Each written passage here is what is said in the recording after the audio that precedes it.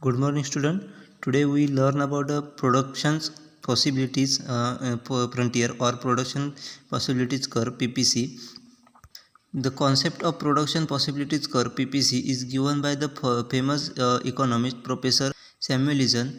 It explains the basic subject matter of economics, namely the scarcity of resources and the problem of economy.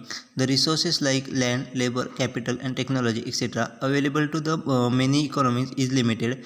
Hence, they have to be utilized in the best possible manner to produce the maximum output. The questions of efficiency arises when there is a scarcity, and economics is said to be efficient when the maximum output is produced at the minimum cost of production. This output is also termed as the least cost output. म्हणजेच production possible curve ही concept famous economist professor सॅम्युएल्सन यांनी तयार केलेली आहे.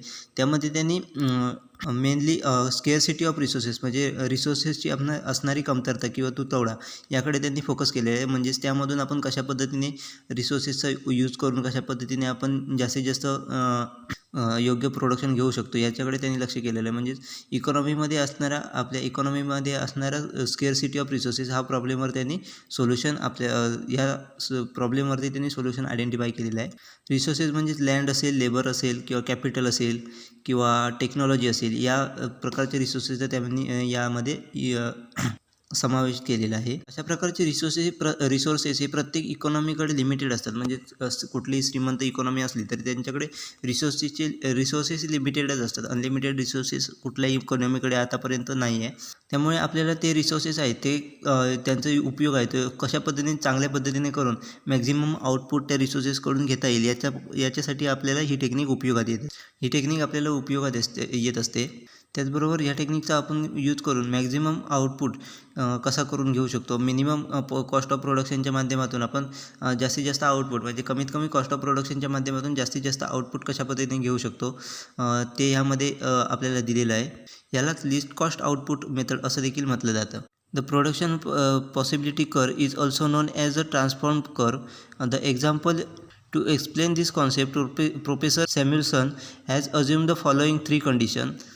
म्हणजेच production possibility कर ह्या मेथडला transformation कर असं देखील म्हटलं जातं. यासाठी त्या प्रोफेसरनी 3 कंडिशन आपल्याला दिल्या आहेत. First is there is a full employment and full productions of the goods and services. म्हणजेच यामध्ये पहिली कंडिशन आहे ती म्हणजे आपल्याकडे फुल एम्प्लॉयमेंट आहे, त्याचबरोबर प्रोडक्शन सर्व्हिसेस किंवा गुड्सचं प्रोडक्शन आहे ते आपल्याकडे फुल आहे, पूर्णपणे आहे, अशी त्यांनी फर्स्ट कंडिशन आहे.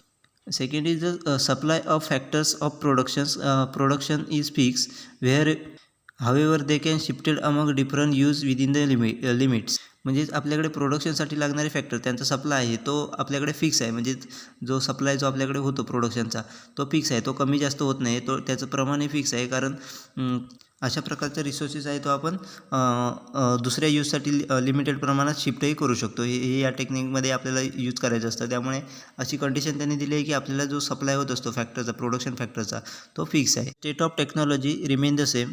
थर्ड कंडिशन आहे ती म्हणजे द टेक्नॉलॉजीची स्टेट आहे, म्हणजेच जी आपल्याकडे टेक्नॉलॉजी आहे ती सेम राहणार आहे पुढच्या काही काळासाठी, असं ते कंडिशन दिलेली आहे. सेम राहिली पाहिजे अशी त्यात कंडिशन दिलेली आहे. अशा या 3 कंडिशन त्यांनी दिलेल्या आहेत प्रोडक्शन पॉसिबिलिटी कर्वसाठी. The production possibilities frontier can be illustrated by an example. Let us suppose the economy has certain amount of resources which can be used for the producing two goods, namely rifles and breads. While the farmer is defense goods and the latter is a civilian goods. If all the resources are used to producing rifles, then the production of breads is impossible, and vice versa. The economics is supposed to produce the combination of the both the goods. The various production possibilities of both the goods can be depicted through the table and diagram. म्हणजेच आपल्याला production possibilities frontier जर आपल्याला understand करायचं असेल तर आपल्याला एक्झाम्पलच्या माध्यमातून आपण ते बघणार आहोत. त्यामुळे सपोज जर आपल्या इकॉनॉमीकडे सर्टन अमाऊंट ऑफ रिसोर्सेस आहेत, म्हणजे काही प्रमाणात आपल्याकडे रिसोर्सेस आहेत, ते आपल्याला 2 प्रोडक्टच्या प्रोडक्शनसाठी यूज करू शकतो. त्यामध्ये एक आहे ते म्हणजे रायफल आणि दुसरं आहे ते म्हणजे ब्रेड. अशा पद्धतीचे 2 प्रोडक्ट आहेत ते आपण बनवू शकतो त्या रिसोर्सेसचा यूज करून. जर समजा आपल्याकडे असलेला तो रिसोर्सेस पूर्णपणे जर रायफलच्या प्रोडक्शनसाठी आपण वापरला तर आपण ब्रेड बनवू शकत नाही. ब्रेड बनवणं आपल्यासाठी इम्पॉसिबल बनून जाईल. तर त्याचबरोबर व्हायसे वर्सा म्हणजेच जर आपण ब्रेड बनवले, ब्रेडसाठी तो सगळा रिसोर्सेस वापरला तर आपण रायफल बनवू शकत नाही. असं व्हायसे वर्सा आपल्याला सिच्युएशन दिसून येते. परंतु जर इकॉनॉमीमध्ये जर आपल्याला दोन्ही प्रोडक्टचं कॉम्बिनेशनमध्ये प्रोडक्शन करायचं असेल, दोन्ही जे गुड्स आहेत, प्रोडक्ट आहेत म्हणजे रायफल आणि ब्रेड यांचं कॉम्बिनेशनमध्ये जर आपल्याला प्रोडक्शन करायचं असेल तर आपल्याला वेगवेगळे पॉसिबिलिटीज आपल्याला पुढे गुड्सच्या प्रोडक्शनच्या वेगवेगळ्या पॉसिबिलिटीज आपल्याला पुढे टेबल आणि डायग्रामच्या माध्यमातून आपल्याला बघायच्या आहेत.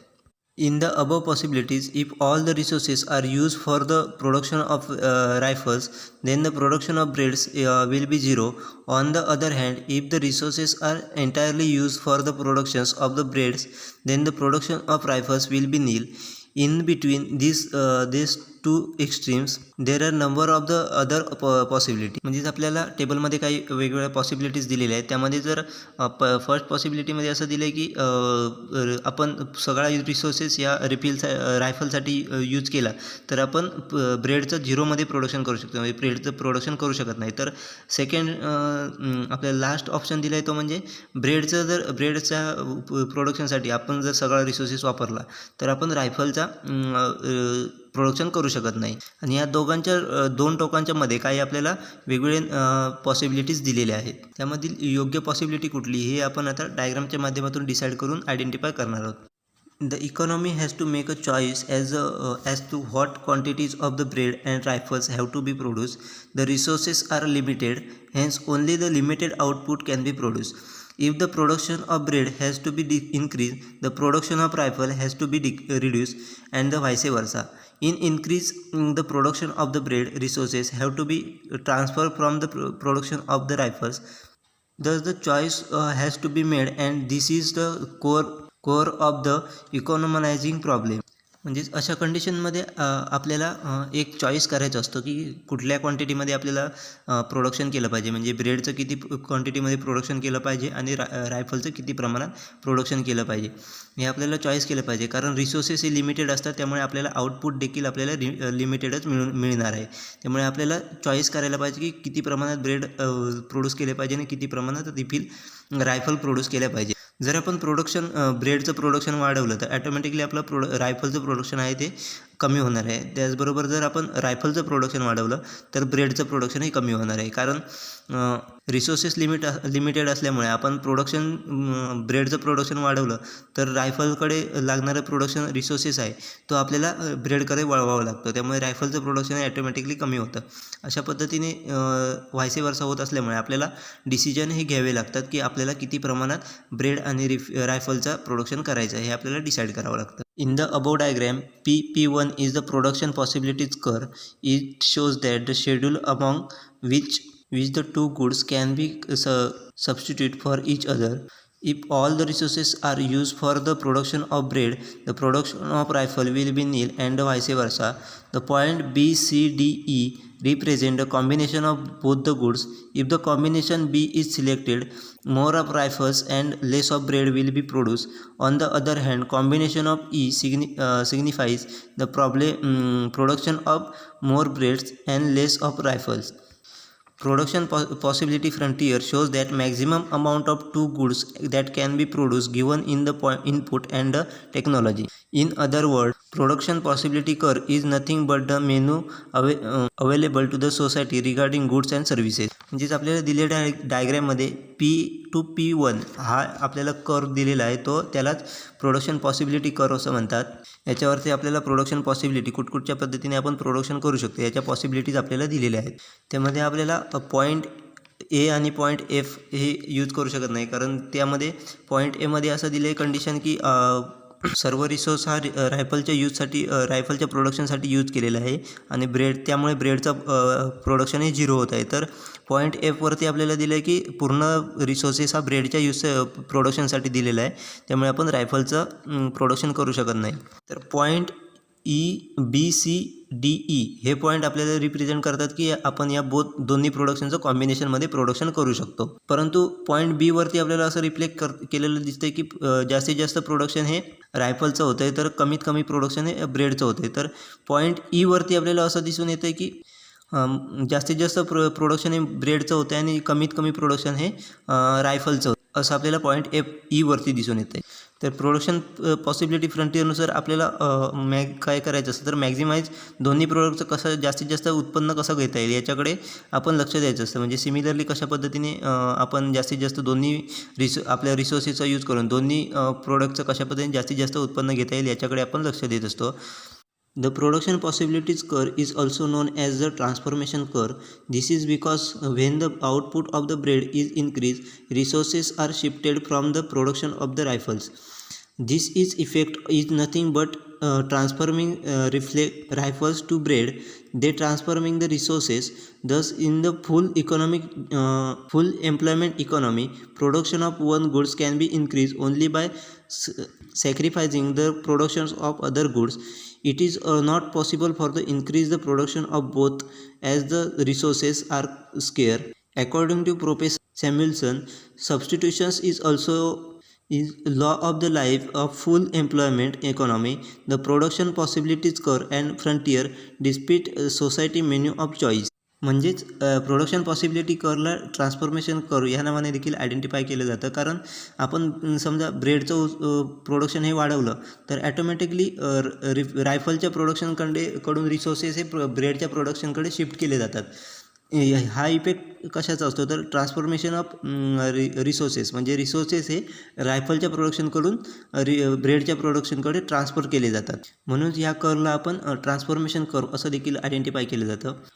फुल एम्प्लॉयमेंट इकॉनॉमीमध्ये आपण दोन्ही प्रोडक्टचं एकसाथ प्रोडक्शन घेऊ शकत नाही. जर एका प्रोडक्टचं प्रोडक्शन इन्क्रीज केलं तर आपल्याला दुसऱ्या प्रोडक्टच्या प्रोडक्शनसाठी सॅक्रिफाईस करावं लागतं. म्हणजे ते प्रोडक्शन आपल्याला ॲटोमॅटिकली कमी करावं लागतं फुल एम्प्लॉयमेंट इकॉनॉमीमध्ये. म्हणूनच प्रोफेसर सॅम्युएल्सन यांनी सांगितलं आहे की फुल इकॉनॉमिकच्या लाईफचा रूलच आहे की फुल एम्प्लॉयमेंट इकॉनॉमीमध्ये आपण प्रोडक्शन पॉसिबिलिटी कर आणि फ्रंटियरच्या माध्यमातून आपण आपल्याला समाजाला मेनू हे चॉईस करावे लागतात. म्हणजेच आपल्याला कुठलं प्रोडक्शन करायचं हे आपल्याला चॉईस करावं लागतं. त्यासाठी आपण ह्या टेक्निकचा यूज करू शकतो. The problem of scarcity and the concept of opportunity cost are the well brought out by the production possibility frontier. In any economy, the resources are limited. With the given reasons, the combinations of goods have to be produced. If the production of one goods increase, then the production of other has to be reduced. Opportunity cost is the next best alternative that is frozen. In the above diagram, when the production of rifles increase, the certain amount of bread productions has to be sacrificed. Here the opportunity cost is the quantity of the bread that is sacrificed. Production possibility फ्रंटियरच्या माध्यमातून आपल्याला problem of स्केअरसिटी म्हणजे रिसोर्सेसची कमतरता असणे हा problem आपल्याला identify झाला. त्याचबरोबर त्याच्यातून आपल्याला ऑपॉर्च्युनिटी कॉस्ट कॉन्सेप्ट ह्या दोन आपल्याला आयडेंटिफाय झाले या टेक्निकच्या माध्यमातून. कारण प्रत्येक इकॉनॉमीमध्ये रिसोर्सेस हे लिमिटेड असतात. म्हणूनच वरचं कारण देऊन रिझन देऊन प्रत्येक इकॉनॉमी हे प्रोडक्शनचं प्रत्येक गुड्सचं कॉम्बिनेशन हे प्रोड्यूस करत असतं. म्हणजे वेगवेगळ्या कॉम्बिनेशनमध्ये गुड्स प्रोड्यूस करत असते. कारण जर एका प्रोडक्टचं प्रोडक्शन हे जास्त वाढवलं तर दुसऱ्या प्रोडक्टला आपल्याला सॅक्रिफाईस करावं लागतं. म्हणजे दुसऱ्या प्रोडक्ट हे आपल्याला सॅक्रिफाईस करावे लागतात. त्याच्यातूनच आपल्याला ऑपॉर्च्युनिटी कॉस्ट ही कॉन्सेप्ट आपल्याला आयडेंटिफाय झालेली आहे. जर आपण वरच्या एक्झाम्पलमध्ये जर आपण पाहिलं तर त्याच्यामध्ये जर रायफलचं प्रोडक्शन जर आपण वाढवलं तर आपल्याला ॲटोमॅटिकली आपलं ब्रेडचं प्रोडक्शन हे आपल्याला कमी होताना दिसत आहे. त्यामुळे आपल्याला ब्रेडचं प्रोडक्शन हे आपल्याला सॅक्रिफाईस करावं लागतं. तर त्याच्यात ऑपॉर्च्युनिटी कॉस्ट म्हणजेच काय तर क्वांटिटी ऑफ ब्रेड म्हणजेच आपण ज्या प्रमाणात क्वांटिटीमध्ये ब्रेड उत्पन्न करू शकत होतो ब्रेडचं प्रोडक्शन करू शकत होतो त्याच्यातून तीच म्हणजे आपली ऑपॉर्च्युनिटी कॉस्ट आपल्याला तिकडे सॅक्रिफाईस करावी लागते. अशा पद्धतीने आपण प्रोडक्शन पॉसिबिलिटी फ्रंटियर आणि प्रोडक्शन पॉसिबिलिटी कर्व याच्या माध्यमातून आपण कशा पद्धतीने कॉम्बिनेशनमध्ये प्रोडक्शन तयार केलं पाहिजे किंवा प्रोडक्शन केलं पाहिजे हे आपण आयडेंटिफाय करू शकतो.